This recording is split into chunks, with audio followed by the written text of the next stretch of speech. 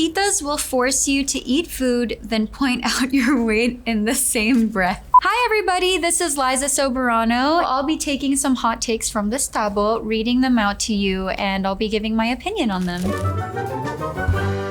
Filipino Americans grow up being told to go into medical field because it is a more stable career. I do see that it's like common with a lot of the Filipino Americans that I've been meeting. My grandpa was the one that raised me, and he was always very sickly. And so whenever he would come back from the hospital, I would like take care of him, and he's like, "Oh, you're my little doctor." It's innate to us Filipinos to want to take care of people, and so that's kind of where we naturally like slip into.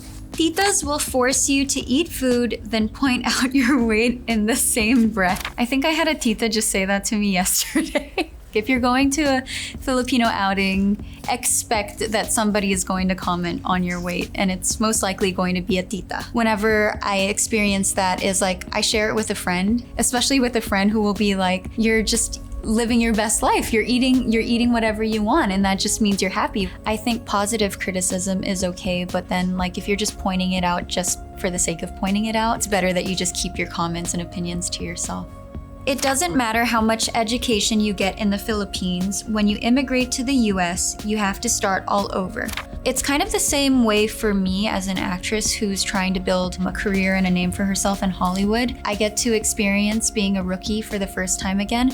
I was always really like by the book when it came to my acting. Whatever was in the script, that's all I would do. With Lisa Frankenstein, when I started asking for tips and advice from Zelda, she would always ask me to do a take where I could just do anything and everything that I wanted, no matter how crazy it was. This time I'm just more aware and conscious about being in the moment and enjoying it. When Filipino Americans can't speak Tagalog, they are seen as less Filipino.